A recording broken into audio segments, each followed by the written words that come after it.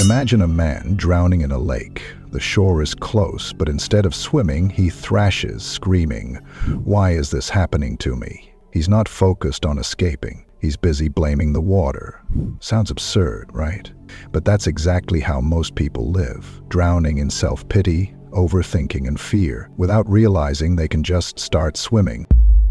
These next 10 chapters are about the silent weights dragging you under. The ego that won't let you admit you're wrong. The fear that convinces you to play small.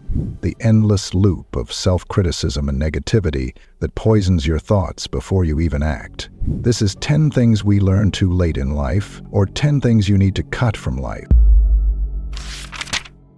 Chapter 1. Self-pity is poison. Why does this always happen to me? I deserve better than this. Or, I don't deserve this. Nobody understands what I'm going through. I just have bad luck. What's the point in trying? Sounds familiar? Life doesn't care how unfair things have been to you. It moves forward, with or without you. Self-pity is the slowest way to self-destruction, a drug that feels good in the moment but rots you from the inside. Look around. How many people are trapped in their own misery, not because of what happened to them, but because they refuse to move on? The more you bathe in self-pity, the more powerless you become. It's a comfortable prison, one where you hold the key, but refuse to unlock the door. You know what these thoughts have in common? They do nothing. They keep you stuck, replaying the same suffering, instead of breaking free from it. Here's the truth. No one is coming to save you. No amount of complaining will change the past. The world will keep moving whether you heal or not. Stoicism doesn't tell you to ignore pain. It tells you to master your response to it. You were hurt? Fine. Now, what are you going to do about it? Marcus Aurelius said, "You have power over your mind, not outside events. Realize this and you will find strength." Your pain isn't the problem. Your attachment to it is. Think about the people you admire, the ones who survived heartbreak, loss, failure. Do you think they wasted time crying, "Why me?" Or did they turn their pain into fuel? Stop romanticizing struggle. You're not a tragic hero in a movie. You're a fighter in real life. Feel the pain, learn from it, and then get up. Because while you sit in self-pity, the world keeps going. Will you be left behind? This is unfair. I shouldn't have to deal with this. Life isn't always fair, but I have the power to respond in a way that strengthens me. People don't appreciate me the way they should. I can't control how others see me, but I can control how I see myself. Nothing ever works out for me, no matter how hard I try. Setbacks are part of growth. What can I learn from this? Maybe I'm just unlucky in life. Luck isn't everything. Small actions every day shape my future. I wouldn't be struggling if things had gone my way. Struggles teach me resilience. I will find a way forward. Chapter 2. The addiction to being liked. Why do you care so much about being liked? Be honest. How many times have you bitten your tongue, bent your boundaries, or molded yourself into something palatable just to avoid disapproval? You think it's harmless, maybe even necessary. But here's the truth. The need to be liked is the fastest way to lose yourself. Psychologists call this the likability trap. The idea that the more you chase approval, the less respect you actually earn. You become a reflection of other people's expectations instead of a person with a spine. Marcus Aurelius wrote, "It never ceases to amaze me. We all love ourselves more than other people, but care more about their opinions than our own." Think about that. You live in your own skin, yet you give strangers the power to dictate your worth. Here's what happens when you let go of being liked. 1. You stop saying accidental yeses. 2. You stop tolerating nonsense just to keep the peace. 3. You stop explaining yourself to people who aren't owed an explanation. 4. You start making decisions based on what's right for you, not what pleases the crowd. Most people figure this out too late. They wake up decades later, buried under a lifetime of pleasing others, wondering why they never truly lived. Ask yourself, do I want to be liked or do I want to be respected? Because you rarely get both. Chapter 3. The addiction to being right will cost you everything. You've seen it before.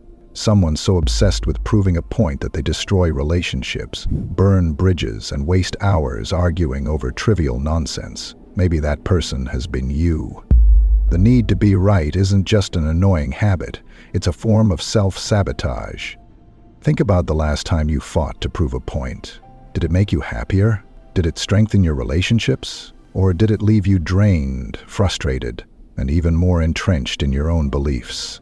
Most people don't argue to learn, they argue to win.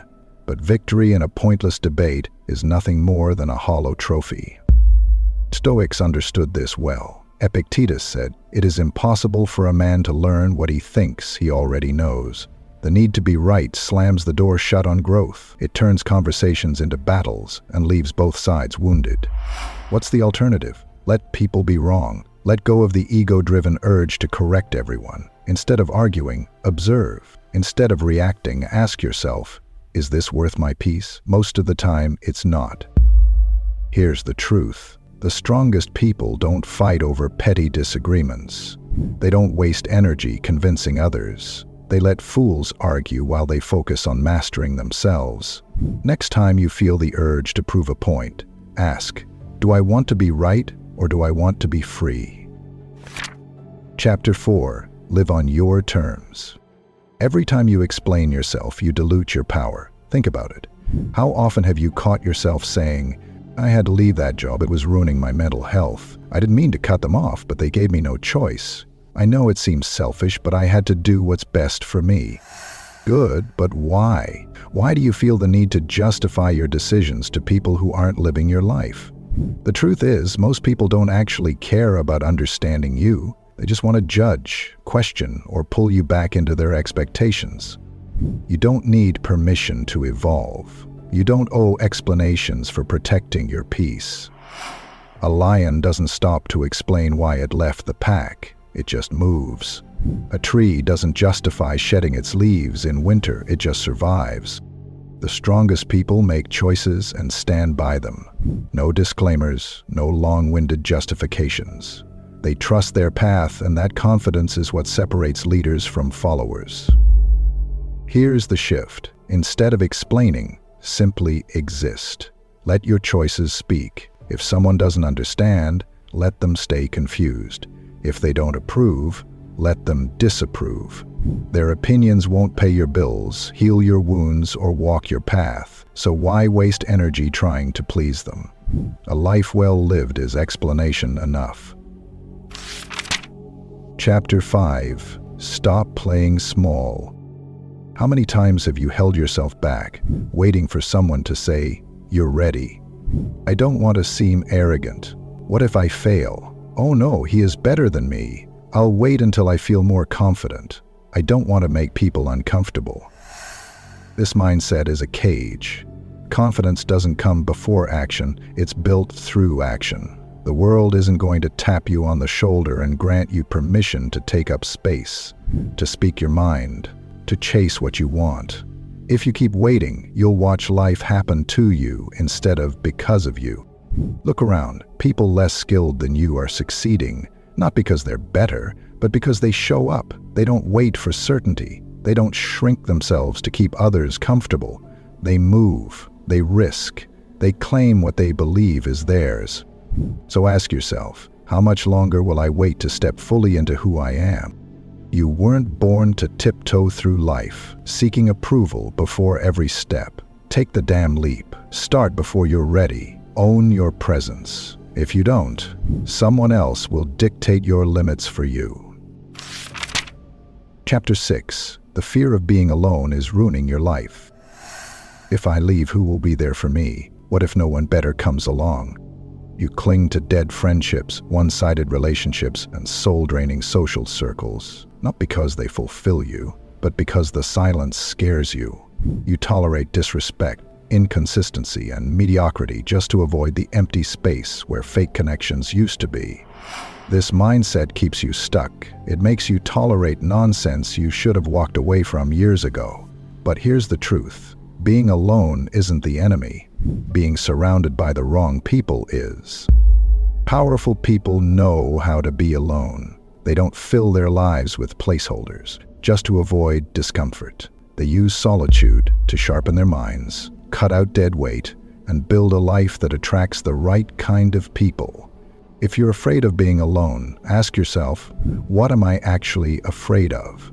The answer isn't loneliness. It's facing your own thoughts, your own reflection, your own work. And that's exactly what you need to confront. Cut the fear. Walk away from anything that drains you. If you can't handle solitude, the world will use that against you. But when you master it, no one can control you. Chapter 7. The myth of the right time is wasting your life. You keep waiting for the right moment, the perfect conditions, the ideal mindset. You tell yourself, I'll start when I feel ready. Now's not the best time. I need to plan more before I begin. What if I fail? Better to wait until I'm sure. Next year, when things are more stable. This is how dreams rot. This is how years slip through your fingers while you watch from the sidelines, convincing yourself that someday will come. But it won't, because the right time is a lie, a comfortable excuse that lets you stay exactly where you are. There is no perfect moment. There's only now. Action creates clarity, not the other way around. The Stoics knew this. Epictetus didn't wait for ideal circumstances to practice discipline. Marcus Aurelius didn't wait for peace to lead with wisdom. They acted, despite the chaos. Here's the truth. You will never feel fully ready. Your mind will always come up with reasons to delay.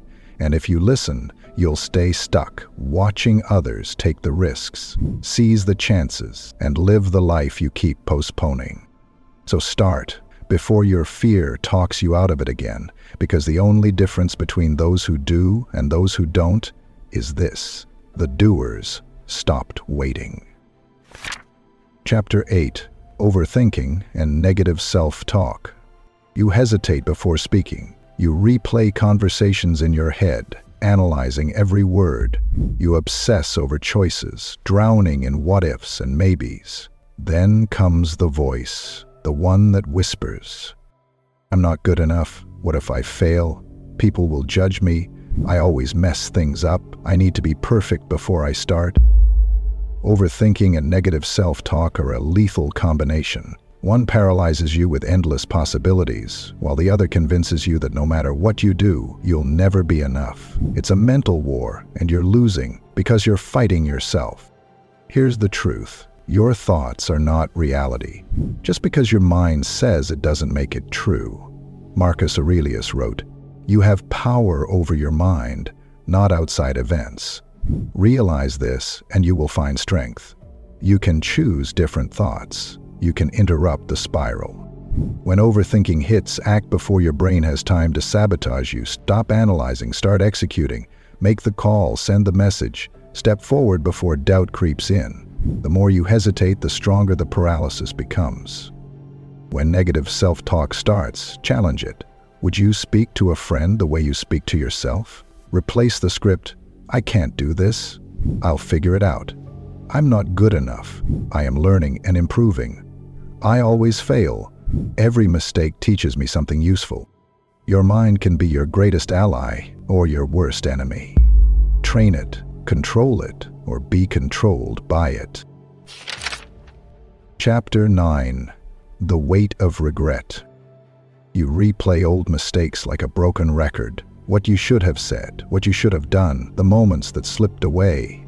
Regret sits in your mind like a heavy stone, pressing down, keeping you stuck. But here's the truth. Regret is useless unless it fuels action. If you can fix it, fix it. If you can't, let it go. Think about it. What does regret actually change? Nothing. The past is a closed book, yet you keep flipping through it, hoping the ending will rewrite itself. The only thing you can rewrite is what happens next. You regret wasting time. Start using it wisely. You regret hurting someone? Make amends if possible, then do better. You regret missed chances? create new ones. Marcus Aurelius said, "Think of yourself as dead. You have lived your life. Now take what's left and live it properly." Regret is only as heavy as you allow it to be. Carry it and it breaks you. Drop it and you're free. Life moves forward, with or without you. The question is, will you let regret anchor you to the past, or will you use it as fuel to shape your future? Chapter 10. The Ego Trap.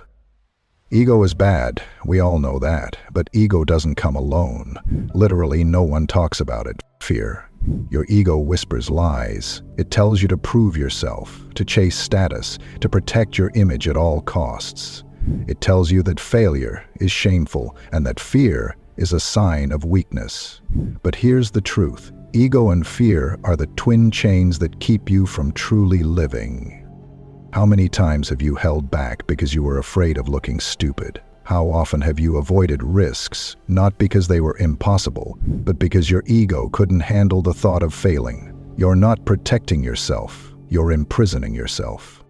Ego makes you defensive, afraid of criticism, obsessed with being right. Fear makes you hesitant, stuck in hesitation, choosing comfort over growth. Together, they keep you from trying, from learning, from taking the very steps that would set you free. Marcus Aurelius wrote, "It is not death that a man should fear, but never beginning to live." Every time you let fear dictate your choices, every time your ego keeps you from humility, you shrink, you become a spectator in your own life. Here's how you break free. Drop the need to impress. No one cares as much as you think. Stop avoiding failure. It's part of the process. Lean into discomfort. If it scares you, it's probably worth doing. A bird that refuses to leave the nest may feel safe, but it will never fly. Let go of the ego, crush the fear, live fully, or not at all. Thanks for watching.